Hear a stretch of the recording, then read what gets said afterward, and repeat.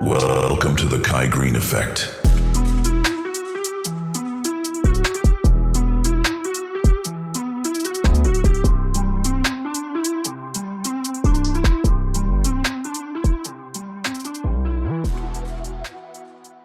What's good, everybody? Yes, yes, yes. What's up? What's up? What's up? It's your boy, Kizzy K with the AKA. You know what it is, Mr. Getting It Done. And this is the Kai Greene Effect. I'm here with my man, Vlad Uten. And we're going to do something today. We're going to talk a little bit about this and a whole lot of that. Vlad, how you feeling, brother? Good, man. Good to be back in touch with you, man. It's gonna be another good one, I think. People, Uh-oh. One for the record books, yeah, hopefully. man, yeah. And then for the listeners, I want to remind that unfortunately, some topics can be deemed, I guess, too controversial for YouTube, right? So we are launching a Patreon No. platform. I know, right? So the full uncut version of this episode with all the topics will be featured on the Patreon channel with a link below. That's right. Check that But out. yeah, man. But obviously, there's a lot to talk about today, Kai. So what do you think about this whole thing? You seen the pictures of The Rock or a video of him on a red carpet or something, and he looked, I guess, a little trimmed down. Have you heard about this? Like everybody went crazy over that video. People are saying that people in the fitness industry specifically, they were saying, "Oh, did he get sick or something?" Even though to me, I think he looked great, like healthy, happy. I don't know. Have you seen that video? And what do you think about it? I think there's a lot that can happen with getting ready for some of these things. You can some of these appearances. You can All right. you can spend a lot of time, packing on muscle and size and you know become a slave to the next meal and the meal after that and keeping your calories checked and getting all your micros and packing your meals and having those meals available. Eating becomes like a job. You know what I mean? You met The Rock, right? Yes, I Did you? have. Yes, What I was that? What have. was that like? It was cool. I mean, it was one of those things, man. I just kind of, I was excited to be there, but then he made a mistake and he like mistook me for Kevin Hart, I think. So uh, What? I was offended because I'm not that short. I'm just kidding. Oh my God. Yeah. Then again, I don't want to say that about Kevin Hart because I'm not that pretty, but nor am I as funny, but I try at any rate. Yeah, I met him. He was a great guy. I thought he was amazing. There was a time when we were doing a lot of other things behind the scenes that I thought were going to come into fruition to do something amazing, and it just never happened. Oh, Oh well. George the Farron knows him pain. well. George Farron knows him well, right? I mean, he helped him train at some point, I think, right? Both him and Hani worked with him, I think. Yeah, yeah. George Farrar. Actually, quiet as kept, George Farrar knows a lot of celebrities in the mix of things, Oh and yeah. has become a little bit of a celebrity of his own with the Do you know he's a with his doctor film now? and stuff. You know Yeah, he got well, his he is doctorate degree, Doctor George Farron. Dr. George Farrar, the guru, the guru. He's doing good. All right, So what you think proud about of him. the things are heating up between now and Olympia is like about a month and a half left or whatever, right? Probably even less at this point. But what do you think about this back and forth with Derek Lunsford and Nick Walker? Which team are you on? What are you, team Nick or Derek, or do you care? I think for Derek Lunsford, he's one of those athletes that is not 6'2", he's not 6'1", but he still carries a tremendous amount of muscle. So he's a great talent, and he has the goods. We already know because he's been able to capture the Olympia title at least once already. So for me, he's not in any way, shape, or form a unproven, underdog. You know, and that's a very interesting thing about being the underdog, because as much as a lot of people may want to identify with wanting to be the top dog, the truth is most people have a lot in common with understanding what it feels like to be the underdog, you know. Right, right. And with that said, it's easier, I think, to look at Nick Walker. Now, I'm also going to go on the record as saying I'm biased because I've seen both of them before they turned pro. As I am a fan of the sport, I'm a fan of bodybuilding, Me too. and I mean no disrespect to Derek Lunsford, this dude has already been Mr. Olympia. And if it's in the heart of this young warrior to see himself advance so much, then I want to encourage him to do that. I want to line up with the underdog, because I believe it is possible. You know who I wish to see at Olympia this year, or any Olympia for that matter, is Sergio Oliva Jr., man. That guy is obviously great physique, legendary. His father is legendary, but this guy, just at the press conference, can you imagine how much he can talk? Like, just his personality is like entertainer, you know what I mean? I want to see him at every possible Olympia at the press conference. He This guy is the is Simba.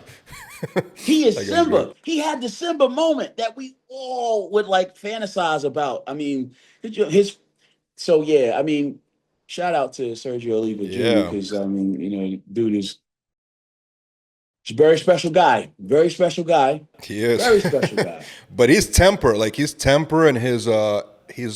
but he can entertain. You know what I mean? Like he's not just temper. Obviously, he knows how to like carry on that back and forth. You know what I mean? I haven't talked to him in years. We had a big fallout. Something happened. Whatever. Well, we made up. And I'm a big fan of his in general. But he needs to be at Olympia, man. This guy just can entertain like nobody else. I think. Wait, have you heard that he's entertaining the thought? I don't think he's doing Olympia this year. I haven't seen him in the lineup. I don't think so. I don't think he went through a qualification process. I'm not sure. But I would Well, love to see him there. he is qualified, isn't he? This year, he qualified this year. What did he win? What show? I have to check the lineup. I mean, if he's going to be competing at Olympia, that'd be great. I think that adds a lot of value to it for sure. First of all, I mean, just namesake alone, he is Simba. There's nobody. Listen, I said this to him and I tell you this to him every time I see him and we get a chance to talk. I mean, yeah, he is Simba. He is the Lion King moment, when they passed around, Simba and the king puts the behold, the only thing greater than yourself. It's also a scene from Roots, Alex But Haley's Punta Kinte. the story is actually very like kind of sad, because his father, obviously the great Sergio Oliva, right? I mean, I'm sure you've heard him talk about it openly. Like Sergio is very open about the relationship he had with his father. It wasn't like his father did not want him to be a bodybuilder at all. He didn't want to pass the legacy. He wanted him nothing to do with actual bodybuilding. It was actually very, I would say, dramatic and kind of a sad family story. So Sergio had to take it in his own hands and kind of go behind his father's. It's actually a cool story. He went behind his father's back. He was getting kicked out of the gyms, and he still pursued a career. Very interesting. There's nobody with the same story. No, nobody. Exactly. And there's nobody that is Simba. So, ringing endorsement. Yeah. We need to start our own campaign, Sergio Oliva for president. You know what I mean? Yeah. Kai, what do you think about this interesting topic, right? A lot of people actually raise it on social media. In your personal opinion, is photoshopping images acceptable for bodybuilders or fitness influencers on Instagram, for example? Photoshopping meaning making their waist smaller or shoulders bigger or whatever. A lot of people were called out for that. Mm-hmm. What do you think? Do you think it's a no-go, or do you think it's whatever? Like, do you care if they Photoshop the images? It's an interesting thing. You have freedom. These technologies have been developed. These filters and some of these Right. these fun pieces of AI equipment. They're there. For people to use them and satisfy the desire to experience the joy that comes along with just being able to do that. I think in large part, no harm, no foul. I think, but if you're an athlete or if you're an influencer, that does have the opportunity to promote, to influence, and to sell, I think there is some transparency or personal expectation that we would have with a responsible way of using the tools that you employ to deliver your message. I think I think it's something to be said for encouraging and inspiring. rather than to deceptively mislead and lie. I once had a manager that was a liar, a thief. Oh uh, man, that's not good. and that doesn't do anything good for anybody. Well, what if Yeah. let's say you when you were coming up in bodybuilding, right? Let's say you were a big Lee Haney fan, right? You looked up to Lee Haney, you idolized Absolutely. Lee Haney, right? Which actually happened, of course. And then let's say Yeah. you found out that his images were all photoshopped, and he didn't have those crazy muscles, and the waistline wasn't as great. Would you be then like turned off and upset that your idol is? Absolutely. Absolutely. I'd have been broken. I'd have been heartbroken and destroyed. And that's the fact that that was not the case, you know, is even more reason why today I would hold a Lee Haney to such a high esteem, Kai, and why we should. back then, like in the magazine era, right? For Flex magazine and MD, you were working with both of them at one point. When they were taking the pictures, right, for those covers or for even the workout spreads, right? Remember the workout spreads? Were Mhm. those pictures like were they photoshopped at all, or there was like they were doing Sometimes they something would to them? like Photoshop them to make me look worse than I did because they wanted to give Phil Heath the more props than I got. I'm just saying, you know. So even if you thought you saw that on stage, it might have been an optical illusion. I'm just saying. They didn't like me, damn it. They didn't like me.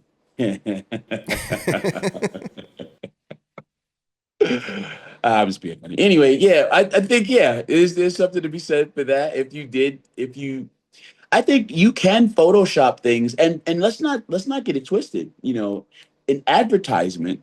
If you hire someone, a company, to film the food that's going to be used in the advertisement for the commercial for the Right. restaurant, or even for the photos that are going to be seen in the menu, you know, there's a lot of photo work that would go into that Of course, that absolutely. would that would in many cases allow for a person as a tool or trick of the trade, I guess on average not right, see the actual food that you're going to eat, right, food that has been color enhanced, that has been absolutely. fed through a filter to look better and more appetizing and maybe even make you hungry. I guess there's a difference between like photoshopping, altering, and touch-ups, right? Like Hmm. touch-ups is acceptable when you color correct something, but when you Hmm. just That's right, changing the movies. yeah, Hmm. when you're changing it completely, then it becomes questionable.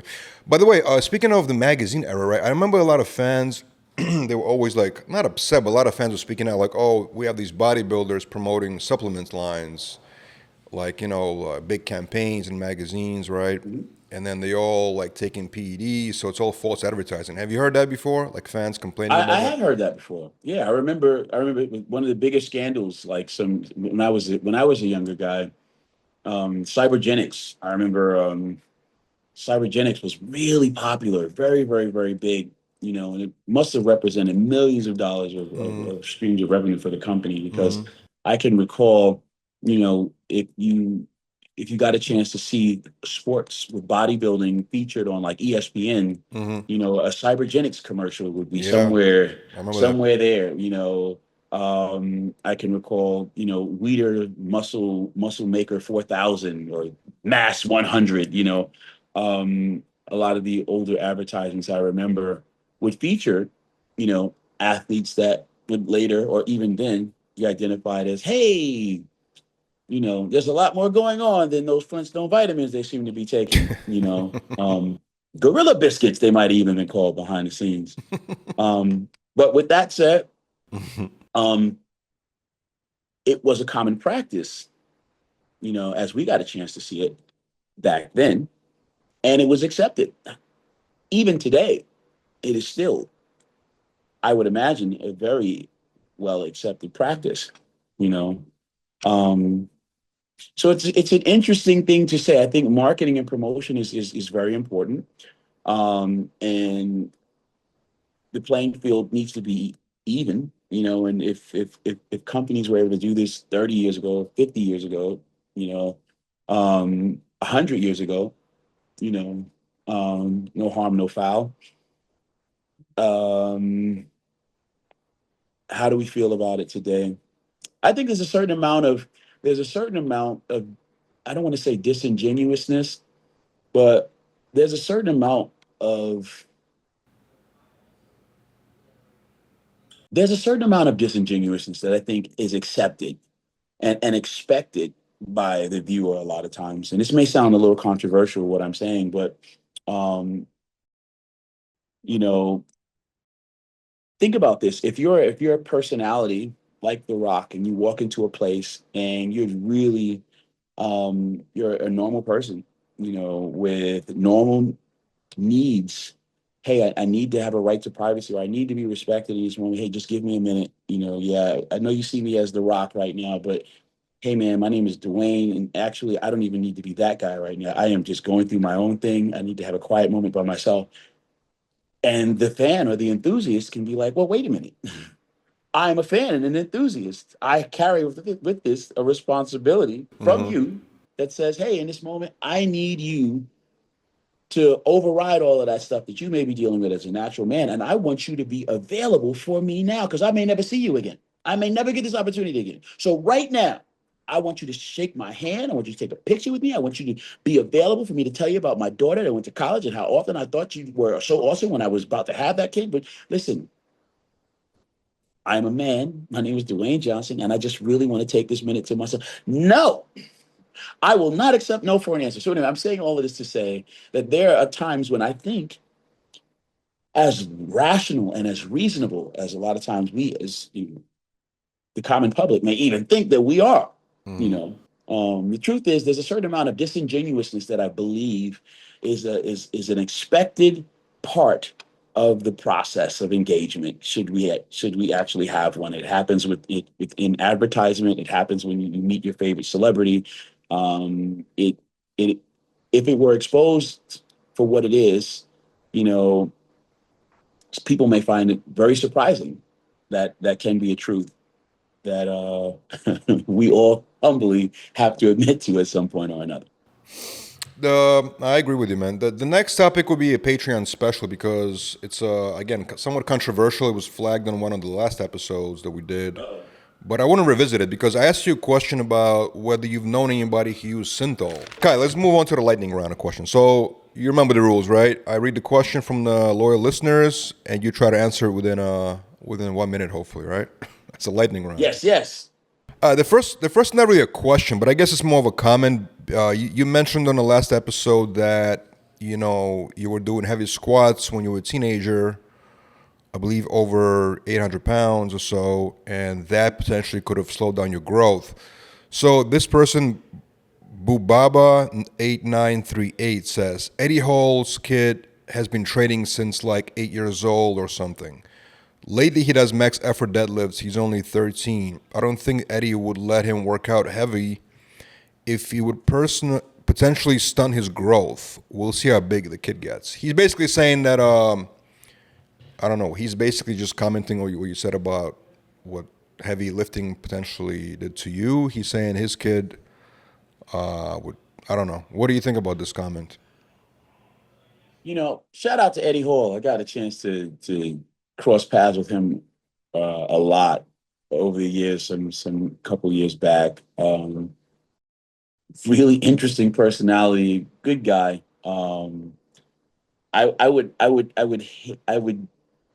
wouldn't imagine that he would, as a loving father, want to do anything that would risk the long term development of his son. Think that uh,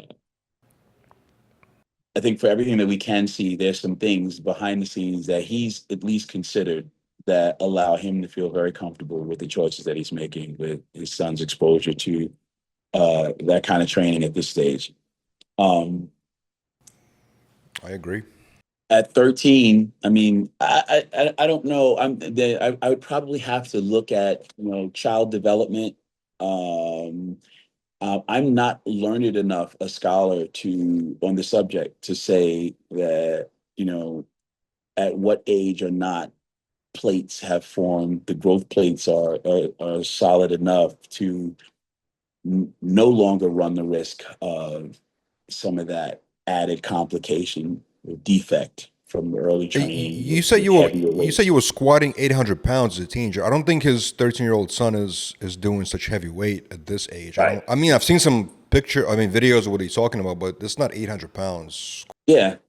Yeah, Let's be real. I mean, it's heavy. Obviously, he's Eddie Holt's son, but it's not 800 pounds. yeah. 800 pounds I mean, yeah. there was not a lot more that I ever experienced after that. In fact, I Right, right. think that was it. That's a lot, man. Even as a pro bodybuilder, later in my career, and even now, I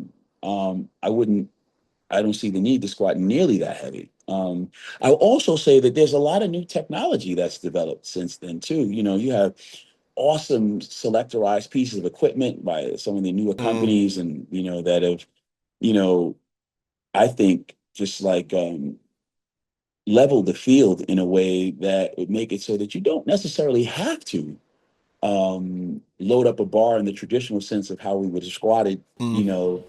30 years ago or 50 years ago. Not to say that I'm nearly that old at all. Of course not. Let's go to the next But one, Kyle. Let's go to the next one. This is one actual question here, okay? uh, The best in class 22-3. Kai, what's the best way to build bicep peak? I want mine to pop like yours. What's the best exercise specifically to get the big peak? wow, see, this is where like that idea of like Synthol, you right? take synthol, that's what it is. That's all you got to do. This is where like as an enthusiast of the sport and as a fan of the sport and as a responsible person, aiming to influence, in a way that is of value for the up and coming fan or hopeful enthusiast on the sidelines with a question like that. This is why it's important that I share with you my truth in saying that, one, I never used Synthol ever at another time in my career. Um, um, and with saying that, I can tell you a lot about doing my preacher curls or concentration curls Hmm. or even an incline dumbbell curl on the bench. Mm. You know, um, the bicep peaks, I think, are spoken to with excellent form, um, being very much aware of where your humerus bone is and the angle that you hold it while executing the contraction in your bicep. Behind your body, longer behind your body, the longer head, and elbows in front of your body, you know, the shorter head. Um, Armed with that piece of information, I encourage you to go to your preacher bench and imagine that every time you do a curl on that preacher bench, you are in effect doing an exercise that will right directly stimulate activation right where you say you want it, right in the peak of that bicep. Hmm. Anytime that you were going to do a concentration curl or some of those Arnold curls that we've seen where Arnold would be in the gym bent over with one elbow pressed against the inside of his knee, um, and contracting his bicep, raising it to the top and keeping the contraction solidly right where we say we want it. Where's that? In the peak of your bicep, or the next time you lay on the incline bench with your elbows back and your elbows locked, in a fixed position behind your body as if you had a broomstick, you know, sitting in the middle of your elbows, holding them in place while you contract. You raise the dumbbell in a controlled way to that 90-degree angle and descend back to the bottom. Yo, man, you are talking about doing an exercise that allows you to activate and develop the peak of your bicep. You do that with some deliberateness of purpose, some continued focus, discipline that allows you to do it even when you don't feel like doing it. In time, when enough work is done, I guarantee you'll see a peak on your bicep. Now go tell your neighbor and a friend that your boy Kai Greene hooked you up with that. And my man Vlad oversaw that. We're witnesses. Kai, is it better to do lower weight but more reps for bicep peaks, or heavier weight but lower amount of reps in your opinion? I think in the beginning, all you can do is learn form and all you can do is learn how to activate. And the only way you're going to activate and learn how to do it with deliberateness of purpose and control is to get those reps in. You can't come to the table talking about, well, you know what, I don't really know how to do this just yet. I'm just going to do one. One is not going to be enough, you know. But certainly after you've done 16, you'll start to feel a burn, a sensation, and actually have to start taking account of new nerves and things that you have never felt before. You know, activation of fibers that you probably have never had to take notice of before. You know, so yeah, I think that it all starts with volume. Volume is an excellent teacher. You know, and when enough volume has been done, not only will you have, you know, done some work, but you would have developed a strong stride in the direction of gaining activation efficiency that is necessary when now you start talking about using more weight, you know, you know, more weight and less reps. All right. All right. Next question is from Truly Jacked with 2 C's and 3 D's. Kai, how do you feel about women's bodybuilding? And I don't mean Corey Everson or Linda Murray. I'm talking about big hits, like big girls like Iris Kyle and beyond. Please be honest, bro. So how do you feel about women's bodybuilding? We're talking about like the you know the mass giants of bodybuilding, female. Iris Kyle, first of all, shout out to Iris Kyle because that's bodybuilding royalty for real. Anybody that professes themselves to be a bodybuilding fan, you know, and will look at, you know, Ronnie Coleman or Lee Haney, you know, Big Ramy or Phil Heath, even Phil Heath. I mean, you know, we want to talk about records in the sport of winning the most prestigious titles in the sport. Iris Kyle, anytime she signs anything, she has earned the distinction of being able to say 10-time Miss Olympia. Yeah. You know, I mean, so first I just want to take a minute and just respect that. Iris Kyle is what's up. You know, I just went to Japan recently and I got a chance to see some of the amazing work that her and her husband Hidetada Yamagichi, you know, have been able to do, you know, that serves as a monument of, you know, their efforts with growing their career, their business, stuff that they're doing together. You know, I once heard Hidetada Yamagichi say in Generation Iron 1, he said, I am bodybuilding.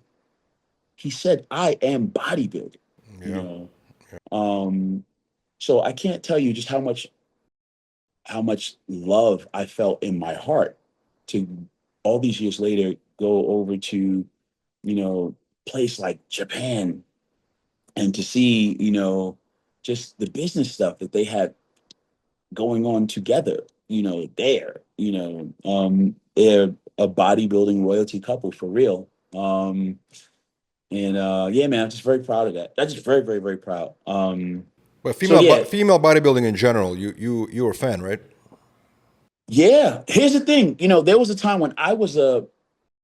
This is why when you hear us talk about genetics, I'm not a fan of genetics. Everybody has enough genetics to try. That even asks the question. You know what I mean? So now don't talk to me about genetics. Talk to me about, you know, wanting to get this work done. And talk to me about being willing to find ways over obstacles, you know, and the challenges that come up in an effort to get to where you say you really desire yourself to go. I believe that more than me being able to say that I have great genetics to put on muscle and to take time to build myself up and even see my career grow in the direction that I wanted, I believe it was more a product of being willing to learn how to eat better, be willing to learn how to train better, learn how to follow through with more efficiency with the goal attainment that I said that I wanted to experience in my life. So that said, when I was a teenager with shoulders about as wide as Kermit the Frog, which is where we all start, you know, what I didn't see then was my genetics. What I saw was Kermit the Frog sized shoulders staring back at me in the mirror. When I tried to imagine my physique go from where it was currently and imagine the Herculean size deltoids and traps that you would have seen on like Boyer Cole or Berto Fox, Arnold Schwarzenegger, um, dare I say Lee Haney. The truth, it was too big a jump to imagine going from Kermit the Frog Right. to the Herculean sizes of that I just explained. Now I just described. What happened for me was I was able to have a bridge. The bridge between that was what I found in women's bodybuilding. I saw a Laura Cravell or Rachel McGlish. I saw um, Bev Francis. I saw um, Gladys Portuguese, Anya Langer. I saw Laura Cravell. I saw Corey Everson. I saw, I saw. So those things, women's bodybuilding. If you were a kid, a teenager, looking to put on some muscle, and you wanted to attain this goal that seemingly looked impossible. Because the first thing any one of your friends will say when you're 13, 14, 16, hey man, when your shoulders are butt so wide, they're not telling you about how impressive your genetics are. They don't know what your genetics are. And the truth is they don't care. What they will do is they'll speak about what they can see very easily from the surface. And the truth is when you're that young, a lot of times, and that underdeveloped, there's not much to say. But I looked at the women bodybuilders, and what I was able to see was, hey, even genetically, it wasn't in the cards for, Rachel McGlish to become the muscular Adonis that she, was able to create her illusion of during the time of her career. But she was on the slimmer side a bit, right? She was like on the Huh? Rachel was more on a slimmer side. Yeah, but for the time, she was For very the time, muscular. yes, You know what I mean? 100%, For the time, 100%. she was very, very muscular. Yeah. And I mean, now years later to look back on it, it's like, it's like looking at when as a kid watching the Incredible Hulk on TV and thinking, oh my God, this guy's Lou Ferrigno. He's amazing. He's But huge. Kai, You actually, know, Kai, in Pumping Iron 2, remember Pumping Iron 2, the women, the yes, I sequel? do. So Yes. in that documentary, right, there was the premise of this film is a dilemma. The judges were trying to decide which way are they going to be judging women's bodybuilding. One was more slimmer, different type of look. The other one was more muscular, which obviously was impressive, right? And they were trying to decide which direction they're going to give the first prize to, basically. Right. Because They they knew went the to sport was going to be determined by exactly. that going forward. Yeah. They The went to standards. I think Rachel got awarded the first prize in that movie. No, she didn't. Not Generation Iron, not Pumping Iron Was Beth 2. Francis that she won? I got to go back and No, rewatch. But Bev Francis was not awarded top she was honors not awarded, there. but she was the most No, muscular. But she was the she most was exceptionally yes, and easily the most muscular. yes, yes, Absolutely. But so at that time, yeah, Bev Francis was identified as being too far on in the yes, extreme of what the exactly. judges were saying that they wanted at the time. And Rachel McGlish, though they thought that she went in that competition as the favorite, you know, Yeah, um, and they called it the proverbial mass versus flash. um, and we got a chance as a viewing audience to kind of watch this documentary and get a chance to walk through each of the lives of some of the women, some of the experiences that they went yeah, through yeah. It behind was the great. It scenes. was a great We got a film. chance to fall in love with Beth Francis. Yes, she's great. We actually got a chance to meet Steve Weinberg for the first Yes, he was in it. Yeah. Every time I see him, I talk to him about it. I'm like, I remember seeing you. All right, Kai, we almost out of time, so we have last question, right? We have 1 minute left, and this one's gonna fall under the Patreon, I think. So I urge everybody to watch us on YouTube, and of course, if you want to see uncensored episode, you can check us out on Patreon with a link below. Kai, it's great to see you, man. Likewise, V, I appreciate you, man, as always.